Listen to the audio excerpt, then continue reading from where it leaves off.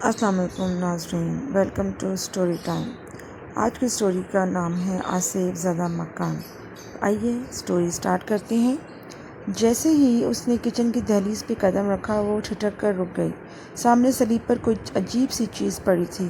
وہ دھیرے دھیرے قدم اٹھاتی آگے بڑھی تو بے اختیار خوف کی لہر اس کی رگ و پے میں سرات کر گئی۔ سلیب پر چولہے کے پاس ایک بڑے سائز کی چمگادڑ بے حس و حرکت پڑی تھی۔ وہ الٹے قدموں واپس کچن کی دہلیز تک آئی، ایک ہاتھ سینے پہ رکھے ہوئے پھٹی پھٹی آنکھوں سے اسے دیکھے جا رہی تھی۔ کالی سی وہ بدصورت چمگادڑ آخر آ کہاں سے سکتی ہے؟ کچن کے روشن دان میں جالی لگی ہوئی تھی۔ کچن سے باہر نکل کر اس نے ہر طرف کا جائزہ لیا۔ تمام کھڑکیاں اور روشن دان جالیوں سے بند تھے۔ پھر یہ چمگادڑ؟ دماغ میں بہت سے سوالیہ نشان چکرانے لگے۔ نسرین خالہ، خالہ، وہ چلائی۔ چہرے پر خوف اور حیرت کے ملے جلے تاثرات نمایاں تھے۔ خالہ ہاتھ میں جھاڑن پکڑے بھاگی بھاگی آئی۔ وہ وہاں، وہ دیکھیں! اس کے اشارہ کرنے پر خالہ کچن کی طرف بھاگی۔ قریب جا کر دیکھا، خالہ قریب نہ جائیں، کہیں یہ آپ کو کوئی نقصان نہ پہنچا دے۔ وہ کچن کی دہلیز پہ کھڑی ہی ہدایت دے رہی تھی، اندر جانے کی اس میں ہمت نہ تھی۔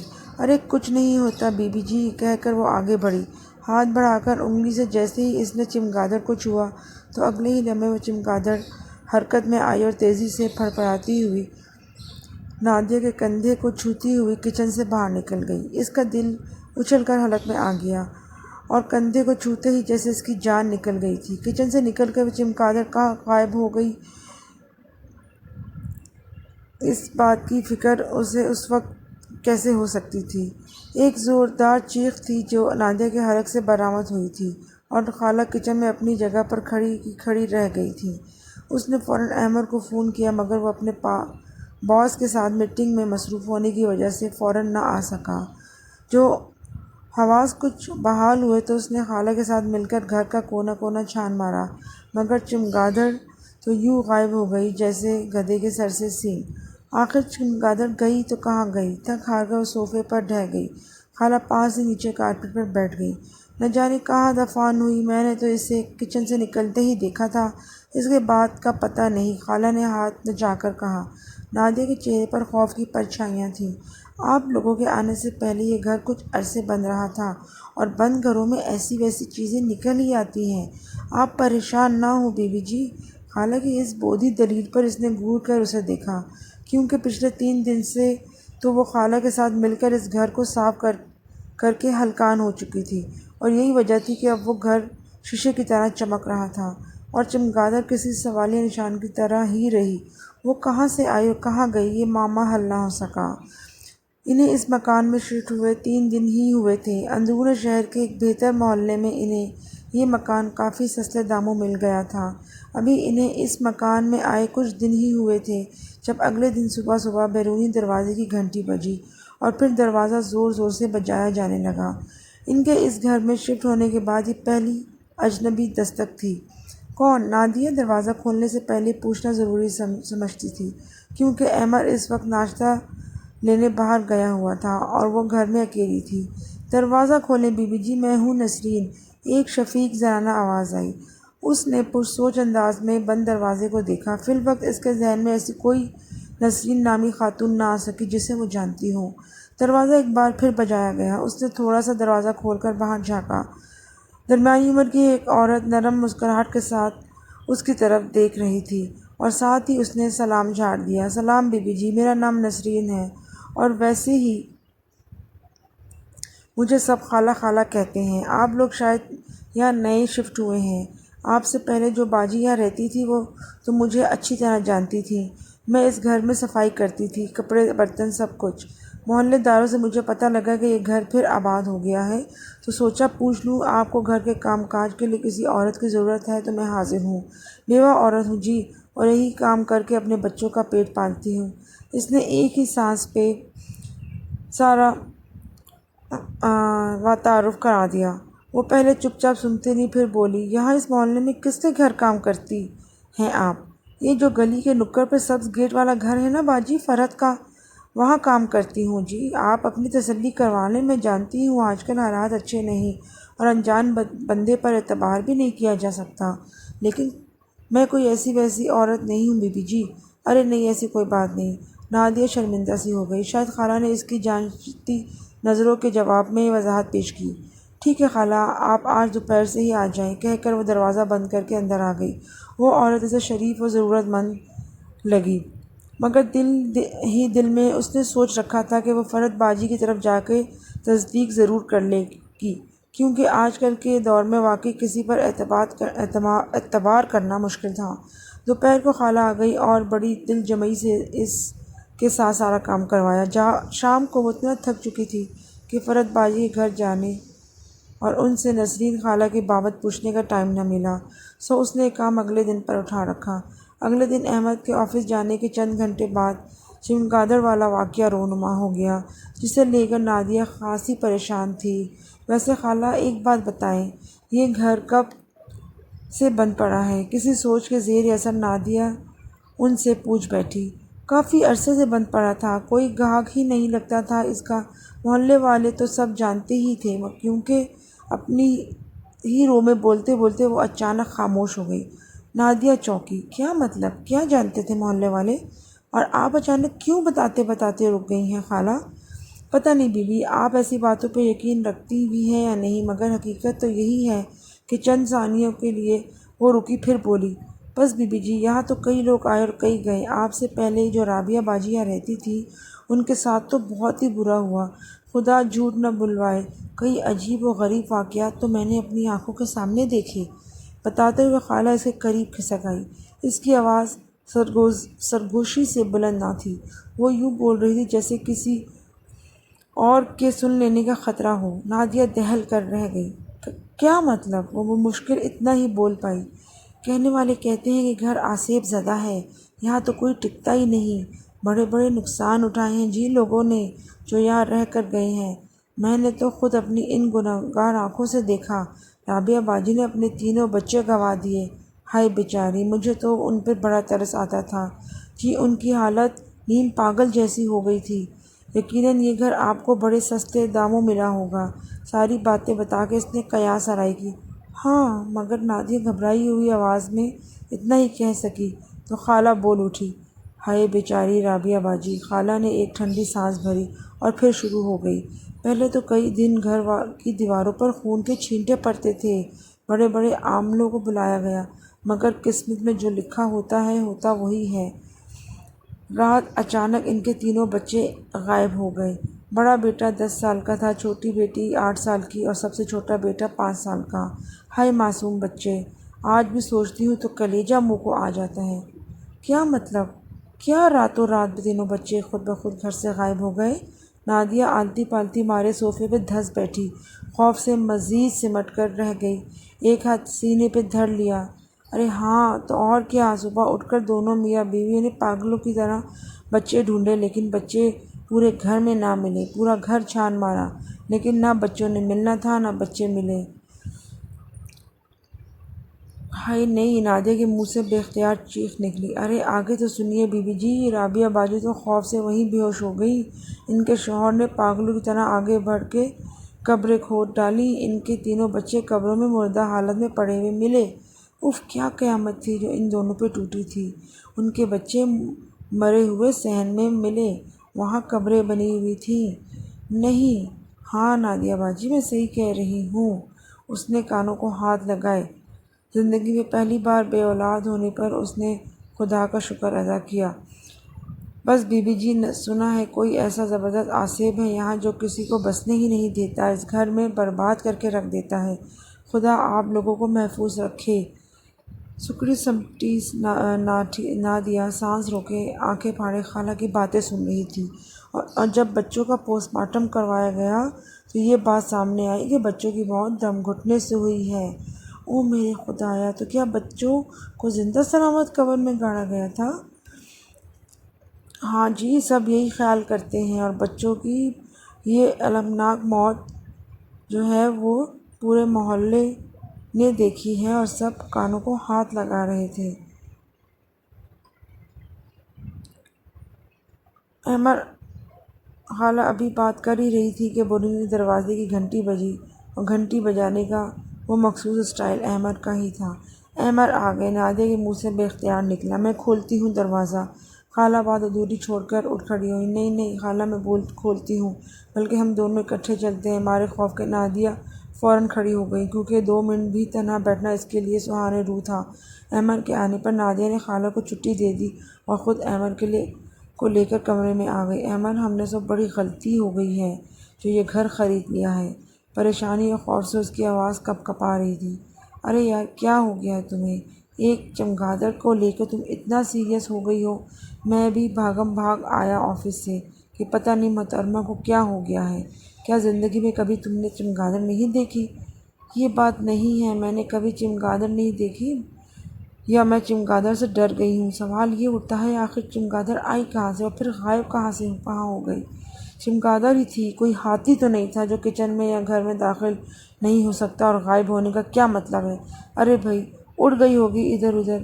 تم پڑھی لکھی عورت ہو، دل میں ایسے وہم کیوں پال رہی ہو؟ ایمن نے اسے سمجھانے کی کوشش کی۔ یہ خالہ تمہیں حوصلہ دینے کے بجائے تمہیں ڈراتی رہی کیا؟ عجیب جاہل عورت ہے، وہ غصے میں بولا۔ اور حیرت مجھے اس بات کی ہے کہ تم اس ان پڑھ ضعیف الاعتقاد عورت کی باتوں پر یقین کر لیا۔ کمال ہے بھائی، یہ بات تو میں مانتی ہوں کہ وہ ان پڑھ عورت ہے، مگر اس نے مجھے بڑا حوصلہ دیا ہے عمر۔ وہ نہ ہوتی تو شاید میں بے ہوش پڑی ہوتی اس وقت۔ خالہ کی موجودگی سے میرے دل میں بڑا حوصلہ ہے، اور میرا دل کہتا ہے کہ خالہ کو ساری باتیں جھوٹ یا فرضی ہرگز نہیں کر رہی، بلکہ وہ میری دشمن نہیں ہے کہ وہ واقعات گڑھ گڑھ کے سنائیں گی۔ کچھ تو ہے ان واقعات کے پس پردہ۔ یار، تمہارے منہ سے ایسی باتیں سوٹ نہیں کرتی۔ تم ایک ایجوکیٹڈ عورت ہو، اگر کوئی ان پڑھ عورت ایسی باتیں کرتی تو مجھے حیرت نہ ہوتی۔ احمد نے افسوس سے سر ہلایا۔ اس کائنات پر جنات کے وجود سے تو انکار نہیں ہے نا آپ کو؟ اور ایک بات آپ مجھے بتائیں کہ ہمیں یہ گھر اتنا سستا کیوں ملا؟ کیا آپ نہیں جانتے کہ اس علاقے میں زمین کا کیا ریٹ ہے؟ اور اس حساب سے تو یہ گھر ہمیں کوڑیوں کے مول ملا ہے۔ آخر کیوں؟ نادیہ، یہ تم کیوں 2 مختلف باتوں کو آپس میں جوڑ رہی ہو؟ تمہیں یاد ہوگا ڈیلر نے ہمیں بتایا تھا کہ مالک مکان جلد از جلد بیرون ملک شفٹ ہونا چاہتا ہے اور اس کے پاس وقت بھی کم ہے۔ وہ جلد یہ مکان جائیداد فروخت کرنا چاہ رہا تھا۔ اور پلیز اب یہ سوال مت اٹھانا کہ وہ اتنی جلدی بیرون ملک کیوں جانا چاہتا تھا، کیونکہ یہ اس کا پرسنل معاملہ تھا۔ احمد کی باتوں پر نادیہ نے مزید بحث کا ارادہ ترک کر دیا، کیونکہ وہ جانتی تھی کہ احمد اپنی ضد کا پکا ہے۔ وہ کبھی بھی سنی سنائی باتوں پر یقین نہیں کرے گا۔ مگر وہ رات نادیہ پر خاصی بھاری گزری۔ ساری رات وہ سو نہ سکی۔ کبھی اس کی آنکھوں کے سامنے سرکٹا کالا کتا آ جاتا اور کبھی بدصورت چمگادڑ۔ تینوں بچے گھر کے پچھلے صحن میں کمرے بنا کر ان میں زندہ گاڑ دینے والی بات اس کے ذہن کے اسکرین پر ناچ رہی تھی، چل رہی تھی۔ اگلے دن احمد دفتر جانے کے بعد وہ خالہ کا انتظار کرنے لگی۔ آج وہ معمول سے ہٹ کچھ لیٹ ہو گئی۔ آدھا گھنٹہ مزید انتظار کے بعد جب وہ نہ آئی تو اس نے دھوپ لگوانے کے لیے بستر اٹھائے اور چھت پر جانے کے لیے سیڑھیاں چڑھنے لگی۔ چھت کا دروازہ کھول کے جیسے ہی چھت پر پہلا قدم رکھا، خوف اور دہشت سے اس کی بے اختیار چیخ نکل گئی۔ ایک لمحے کے لیے وہ پتھرا گئی۔ یہ سب اسے اپنی آنکھوں کا دھوکا محسوس ہو رہا تھا۔ پوری چھت اس وقت چھوٹے بڑے چمگادڑوں سے بھری ہوئی تھی۔ بدصورت ہیبت کی بہت چمگادڑیں چھت پر اڑتے گرتے بڑا ہی ہیبت ناک منظر پیش کر رہی تھیں۔ دن کی اس روشنی میں بھی اسے لگا کہ وہ کوئی رات کے آخری پہر کا ڈراؤنا خواب ہے۔ ایک جھٹکے سے وہ الٹے قدموں نیچے بھاگی۔ بستر تو سیڑھیوں پر ہی گر گیا تھا۔ کچھ دیر بعد خالہ آئی تو وہ ڈرتے ڈرتے دروازے تک گئی۔ شکر ہے خالہ آپ آ گئی، وہ اس سے لپٹ گئی۔ ارے کیا ہوا بی بی، خیریت تو ہے؟ بس خالہ، خیریت ہی نہیں ہے، یہ کہہ کے اس نے سارا واقعہ گوش گزار کیا۔ ہائے میرے خدا! خالہ نے سینے پر 2 ہتھڑ مارے۔ بی بی، میرا بات مانو، تو یہاں سے چلی جاؤ، اس سے پہلے کہ یہ آصف تمہیں یا تمہارے شوہر کو کوئی جانی نقصان پہنچائے۔ وہ جو پہلے ہی خوف زدہ تھی، خالہ کی باتیں سن کے مزید دہل گئی۔ شام کو احمد آفس سے آیا تو نادیہ نے آج کا سارا واقعہ سنایا۔ اس نے خاموشی سے سارا واقعہ سنا۔ دل ہی دل میں وہ سوچ رہا تھا کہ نادیہ کو وہم ہو چلا ہے اور اب اس وہم کا علاج تسلی کے علاوہ اور کچھ نہیں۔ اگر وہ اسے اس بات کا احساس دلاتا کہ وہ مستقل وہم کا شکار ہو گئی ہے تو ایک نئی بحث کا آغاز ہو جانا تھا۔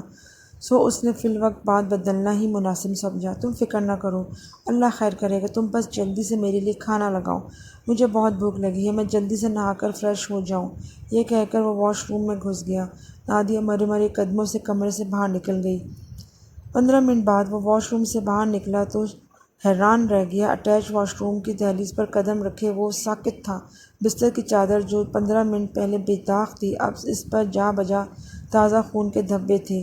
وہ ٹھہرے ٹھہرے قدموں کے ساتھ آگے بڑھا، خون کے تازہ سرخ قطرے کو شہادت کی انگلی سے چھوا اور چند لمحوں میں بغور دیکھتا رہا۔ یک اسے احساس ہوا کہ یہ خون اس کی انگلی سے بہہ رہا ہے، بالکل اسی جگہ سے جہاں اس نے بستر پر موجود خون کو چھوا تھا۔ اس نے کندھے پر پڑے تولیے سے انگلی صاف کی، مگر خون دوبارہ بہنا شروع ہو گیا۔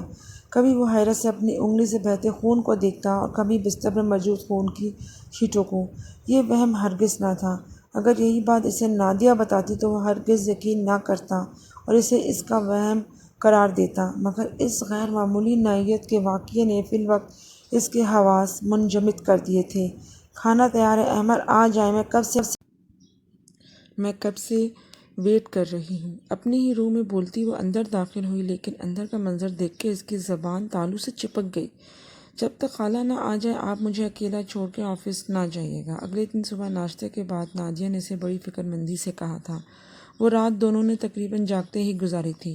فکر نہ کرو، میں تب جاؤں گا جب خالہ آ جائیں گی، تمہیں اکیلا چھوڑ کے نہیں جاتا، اس نے تسلی دی۔ اور پلیز کچھ کریں امر، کوئی اور گھر دیکھیں، ہمیں جلد از جلد اس گھر کو چھوڑ دینا چاہیے۔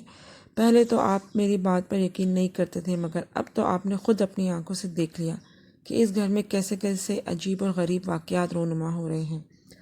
تم فکر نہ کرو، میں کچھ کرتا ہوں۔ اسی وقت بیرونی دروازے کی گھنٹی بجی۔ لگتا ہے خالہ آ گئی، نادیہ کہتی ہوئی اٹھ کھڑی ہوئی۔ شہروز اس کا کولیگ ہونے کے ساتھ ساتھ اچھا دوست بھی تھا۔ آفس میں آ کر چند ضروری کام نمٹانے کے بعد وہ شہروز کے کیبن میں چلا آیا۔ وہ سارے واقعات اس نے من ان اس کی گوش گزار کر دیے۔ وہ خاموشی سے سنتا رہا، پھر بولا، بات تو خاصی تشویشناک ہے۔ میں ایک بابا جی کو جانتا ہوں، مجھے پوری امید ہے کہ وہ اس سلسلے میں تمہاری مدد ضرور کریں گے۔ پھر کب چلیں ان کے پاس؟ اس نے بے تابی سے پوچھا۔ جب تم کہو۔ ٹھیک ہے، آج آفس سے واپسی پر چلتے ہیں، وہ جھٹ سے بولا، کیونکہ وہ جلد از جلد ان سے ملنا چاہتا تھا اور اب تو اسے کافی حد تک یقین ہو چلا تھا کہ گھر میں کچھ تو ہے۔ اس نے اپنی شہادت کی انگلی کو غور سے دیکھا۔ جہاں ابتدائی طبی امداد کے بعد خون تو اب رک چکا تھا، مگر ایک بڑا واضح زخم کا نشان وہاں موجود تھا، جو اس کے لیے کسی معمے سے کم نہ تھا۔ احمد کے آفس سے آنے تک اس نے خالہ کو روکے رکھا، کیونکہ تنہا رہنے کا سوچ کے ہی اس کے رونگٹے کھڑے ہو جاتے تھے۔ اس دن احمد اسے آفس سے واپس آیا تو اس کے ہمراہ ایک لمبی سفید داڑھی والے بزرگ تھے۔ احمد نے نادیہ کو ایک طرف لے جا کر بابا جی کے بارے میں بتایا تو اسے کچھ امید کی کرن نظر آئی۔ بابا جی پورے گھر کا بغور جائزہ لیتے رہے۔ گھر کے تمام افراد احمد، نادیہ اور حتیٰ کہ خالہ کو بھی گھور گھور کر دیکھتے رہے اور پھر بولے، گھر میں کل کتنے افراد رہائش پذیر ہیں؟ اس دوران وہ ہاتھ میں تسبیح لیے مسلسل کچھ پڑھتے چلے جا رہے تھے۔ 120 بے اختیار خالہ نسرین کے منہ سے نکلا۔ نادیہ اور احمد نے گھوم کر اس کی طرف دیکھا۔ انہیں خالہ کی دماغی حالت پر شبہ ہوا۔ نادیہ کو خالہ سے اس بے وقوفی کی توقع نہ تھی۔ بابا جی بھی پورے کے پورے خالہ کی طرف متوجہ ہو گئے۔ وہ گڑبڑا کے بولی، معاف کیجیے گا، میں مکان نمبر بتا بیٹھی، یہ مکان نمبر 120 ہے۔ اس بودھے جواز پر احمد اسے گھور کر رہ گیا۔ سوال گندم، جواب چنا۔ خالہ بے چینی سے پہلو بدل رہی تھی۔ بابا جی نے حسب عادت ہنکارا، پھر گھر کے در و دیوار کو بغور دیکھتے ہوئے بولے، پورا کنبہ ہے، اچھی خاصی تعداد ہے بھائی۔ کیا مطلب بابا جی؟ میں سمجھا نہیں۔ وہ بابا جی کو لیے ڈرائنگ روم میں آ گیا تھا اور نادیہ خالہ نسرین کو لیے بیڈ روم میں چلی گئی۔ سمجھا دیں گے، اتنی جلدی کیا ہے، لیکن فی الحال اتنا ہی کہیں گے کہ اس گھر میں جنات کا بسیرا ہے اور تعداد بھی اچھی خاصی ہے۔ میاں تمہارا کام ذرا مشکل ہے، مگر ہو جائے گا، ذرا دیر لگے گی، مگر اللہ کی رحمت سے مایوس نہیں ہونا چاہیے۔ تم کل آنا میرے پاس، ہم تمہیں کچھ تعویذات دیں گے اور ساری تفسیر بھی بتا دیں گے، اور جتنا زیادہ ہو سکے گھر میں قرآن کی تلاوت کیا کرو، بآواز بلند، مصیبتوں سے بچے رہو گے۔ اچھا بھائی، فی الحال ہمیں اجازت دو۔ وہ اٹھ کھڑے ہوئے۔ اور ہاں میاں، ایک بات اور۔ وہ جاتے جاتے رکے۔ پلٹے اور پھر بولے، گھر کے تمام افراد پر کڑی نظر رکھنا۔ یہ آخری بات اس کی سمجھ سے بالاتر تھی۔ ان کی اس بات کا آخر کیا مطلب تھا اور گھر کے افراد ہی کتنے تھے؟ وہ سخت الجھن کا شکار ہو گیا۔ اگلے دن بڑا عجیب تھا۔ وہ آفس کے بعد فوراً بابا جی کی طرف بھاگا، مگر وہاں پہنچ کر اس کی حیرت کی انتہا نہ رہی جب اسے معلوم ہوا کہ بابا جی آج ہی حرکت قلب بند ہو جانے کی وجہ سے انتقال کر گئے ہیں۔ اس نے اسی وقت شہروز کو کال کر کے اطلاع دی۔ وہ بھی حیران رہ گیا۔ اس بات نے احمد کو ہلا کے رکھ دیا تھا۔ اچھے بھلے بابا جی، جنہیں وہ کل رات اپنے ساتھ گھر لے کر گیا تھا، آج اس دنیا میں نہ تھے۔ بہت سے راز وہ اپنے سینے میں لیے دنیا سے کوچ کر گئے۔ انہوں نے آج اسے تعویذ دینے کے ساتھ ساتھ بہت سی باتیں بھی بتانی تھیں، مگر قدرت کو کچھ اور ہی منظور تھا، اور ان کے گھر کے افراد پر نظر رکھنے والی بات نے تو اسے خاصا بے چین کر رکھا تھا۔ اسے یقین تھا کہ آج ہی عقدہ بھی کھل جائے گا، مگر اس کی تو نوبت ہی نہ آئی۔ بے حد رنجیدہ سا وہ گھر واپس آ گیا۔ کیا بات ہے، خالہ جلدی چلی گئی کیا آج؟ گھر پر نادیہ کو اکیلا دیکھ کر اس نے پوچھا۔ ہاں، ان کو کوئی کام تھا، میں نے بہت روکا، مگر وہ بڑی منت سماجت کر رہی تھی۔ اچھا، سب ٹھیک ہے نا گھر میں؟ اس نے مخصوص لہجے میں پوچھا۔ ہاں، اب تک تو ٹھیک ہے۔ ایک بری خبر ہے۔ کیا؟ بابا جی انتقال کر گئے؟ کیا؟ یہ کیسے ہو سکتا ہے؟ ابھی کل تو وہ حیران پریشان رہ گئی۔ امید کی ایک کرن جو بابا جی کی صورت میں سامنے آئی تھی، وہ بھی اب ختم ہو گئی تھی نادیہ کی۔ اب کیا ہوگا؟ سینے پہ ہاتھ رکھ کے وہ پوچھ رہی تھی۔ اللہ خیر کرے گا، وہ مالک ہے، کوئی نہ کوئی راستہ ضرور نکالے گا۔ احمد نے حسب معمول تسلی دی، مگر نادیہ کی پریشانی میں اضافہ ہوتا جا رہا تھا۔ اگلے 2 دن خالہ نسرین غائب تھیں۔ وہ دونوں حیران تھے، آخر وہ بغیر اطلاع دیے کہاں چلی گئیں۔ دن دونوں پر خاصی بھاری گزر رہے تھے۔ احمد خوب تسلیاں دینے کے بعد بڑی دیر سے آفس جاتا اور پھر بھاگم بھاگ شام سے پہلے گھر واپس آ جاتا۔ دن کا وہ حصہ نادیہ کے لیے بڑی اذیت سے گزارتی۔ ہر دم دھڑکا لگا رہتا، خوف کے سائے منڈلاتے رہتے، اوپر سے روز کوئی نہ کوئی غیر معمولی واقعہ ہونا بھی گویا لازم تھا۔ کبھی چھت سے کبھی کسی کے بھاگنے کی آواز آتی، کبھی کمرے کی کھڑکی سے چمگادڑوں کے پھڑپڑانے کی آوازیں، اور یوں لگتا جیسے بہت سی چمگادڑیں کمرے کی کھڑکیوں سے اندھا دھند ٹکرے مار رہی ہیں۔ کبھی پچھلے صحن سے بہت سی عورتوں کی کہکے لگانے کی آواز آتی۔ تیسرے دن اس کے اعصاب جواب دے گئے، برداشت اور ہمت ختم ہو گئی۔ اسے یاد آیا خالہ نے بتایا تھا کہ وہ گلی کے نکڑ پر فرحت باجی کے گھر میں کام کرتی ہیں۔ گھر میں ہونے والے پراسرار واقعات میں پھنس کر اس کا دماغ ایسا معاف ہوا تھا کہ وہ اب تک ان کے گھر بھی نہ جا سکی تھی۔ تیسرے دن احمد کے آفس جاتے ہی وہ نکل کھڑی ہوئی۔ فرحت باجی کو اپنا تعارف کرانے کے بعد اس نے خالہ نسرین کے بارے میں پوچھا تو وہ حیرت سے بولی، میں تو ہمیشہ سے سارے گھر کا کام خود ہی کرتی ہوں، آج تک کوئی کام والی نہیں لگوائی۔ کیا؟ وہ حیران رہ گئی۔ تو کیا آپ کسی خالہ نسرین کو نہیں جانتی؟ نادیہ نے پوچھا۔ نہیں تو، میں نے تو کبھی یہ نام نہیں سنا۔ محلے میں جو 2-3 عورتیں مختلف گھروں میں کام کرتی ہیں، ان کو تو میں اچھی طرح جانتی ہوں، اور وہ مجھے اس محلے میں رہتے ہوئے 15 سال سے زیادہ گزر چکا ہے۔ فرحت باجی کی باتیں سن کر اس کے پیروں تلے سے زمین نکل گئی۔ پھر نسرین خالہ کون تھی؟ کہاں سے آئیں اور کہاں گئیں؟ وہ حیرت زدہ خوف میں ڈوبی گھر واپس آئی۔ اس وقت وہ اتنی حواس باختہ تھی کہ بیرونی دروازہ ناک کرنے کا ہوش بھی نہ رہا۔ اندر داخل ہوتے اس کے قدم جیسے زمین نے جکڑ لیے، اسے یوں لگا وہ پتھر کی ہو گئی۔ لاؤنج میں صوفے پر خالہ نسرین پرجمان تھی۔ وہ حیران تھی، اول تو خالہ نے کبھی اتنی جرأت ہی نہ کی تھی کہ صوفے پر اتنے روب اور دبدبے سے بیٹھیں۔ دوسرا سوال یہ اٹھتا تھا کہ خالہ اندر کیسے آئیں، جبکہ بیرونی دروازہ لاک کر کے فرحت باجی کے گھر گئی تھی۔ خالہ آپ اندر کیسے؟ بمشکل اتنا ہی بول پائی تھی۔ جواباً خالہ نے عجیب سے انداز میں زوردار قہقہ لگایا۔ یہ ایک غیر انسانی قہقہ تھا۔ نادیہ کا دل بند ہونے لگا۔ دیکھتے ہی دیکھتے خالہ کی شکل تبدیل ہونے لگی۔ اس کی اتنی آنکھیں پھیل کر کانوں تک پہنچ چکی تھی اور نچلا جبڑا کھل کر یوں لٹک گیا جیسے فالج زدہ ہو۔ نادیہ مارے خوف کے بے ہوش ہونے کے قریب تھی۔ یہ مناظر اس کے لیے کسی قیامت سے کم نہ تھی۔ یہ گھر ہمارا ہے، ہم نے تمہیں بہت دفعہ سمجھانے کی کوشش کی کہ چلی جاؤ یہاں سے اپنے شوہر کو لے کر، چھوڑ دو یہ مکان، مگر تم لوگ نہیں سمجھے اور چلے تھے ہمیں یہاں سے نکلوانے۔ ہاں ہاں ہاں، کہاں گیا وہ تمہارا بابا؟ اس کی بھی چھٹی کرا دی ہم نے۔ جو بھی ہمارے راستے میں آیا زندہ نہ بچ سکا۔ شکل کے ساتھ ساتھ خالہ کی آواز بھی بدل گئی تھی۔ نادیہ آنکھیں پھاڑے یہ سب کچھ دیکھ اور سن رہی تھی۔ اسے کسی ڈراؤنے خواب کے مانند یہ سب اسے کسی ڈراؤنے خواب کے مانند لگ رہا تھا۔ اچانک گھر کے پچھلے صحن سے شور کی آواز سنائی دی، اور پھر یکایک بہت سے خوفناک شکلوں والی عورتیں اور عجیب و غریب ہیبت والے بچے دھڑا دھڑ لاؤنج میں داخل ہونے لگے، اور دیکھتے دیکھتے پورا لاؤنج اس غیر انسانی مخلوق سے بھر گیا۔ پچھلے صحن سے مسلسل عجیب و غریب آوازیں آ رہی تھیں، جیسے وہاں ابھی بھی بہت سے لوگ موجود ہوں۔ وہاں سے بھاگ جانا چاہتی تھی، مگر ٹانگیں جیسے نادیہ کی شل ہو چکی تھیں۔ فقط چہرہ لیے وہ بمشکل دیوار کا سہارا لیے خود کو کھڑا کرنے کی کوشش کر پائی تھی۔ وہ عورت جس نے خالہ نسرین کے نام سے انسانی روپ دھار رکھا تھا، اچانک نادیہ کے بے حد قریب آ گئی۔ اس سے پہلے کہ وہ نادیہ کو چھوتی، وہ چکرا کے گری اور ہوش اور خود سے بیگانہ ہو گئی۔ بہت دیر سے اسے عجیب سی بے چینی ہو رہی تھی، جیسے وہ کوئی نام نہیں دے پا رہا تھا۔ بار بار کام سے توجہ بھٹک جاتی۔ شہروز نے اس کی بڑھتی ہوئی بے چینی نوٹ کی تو بول اٹھا، خیریت تو ہے یار، طبیعت تو ٹھیک ہے؟ ہاں نہیں، پتہ نہیں۔ نادیہ اکیلی گھر میں کس حال میں ہوگی؟ خالہ بھی نہیں آ رہی آج کل۔ تمہارا تو ذہن گھر میں ہی اٹکا رہتا ہے، تم گھر میں فون کر کے پتہ کر لو۔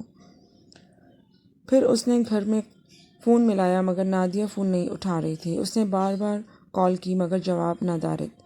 اب اس کی پریشانی میں مزید اضافہ ہو گیا تھا۔ تم ایسا کرو، گھر کا ایک چکر لگاؤ، تب تک میں کام سنبھال لوں گا۔ شہروز کی تسلی پا کر وہ اٹھ کھڑا ہوا۔ گھر کے دروازے پر پہنچ کے وہ بڑا حیران ہوا۔ بیرونی دروازہ کھلا پڑا تھا۔ نادیہ اتنی لاپرواہ تو ہرگز نہ تھی کہ وہ اس طرح سے دروازہ کھلا چھوڑ دے گی۔ انہونی کا احساس ہوا تو وہ کھلا گیٹ پار کر کے اندر داخل ہوا۔ اندر سے آنے والی عجیب و غریب آوازوں نے اسے تیز تیز قدم پر چلنے پہ مجبور کر دیا۔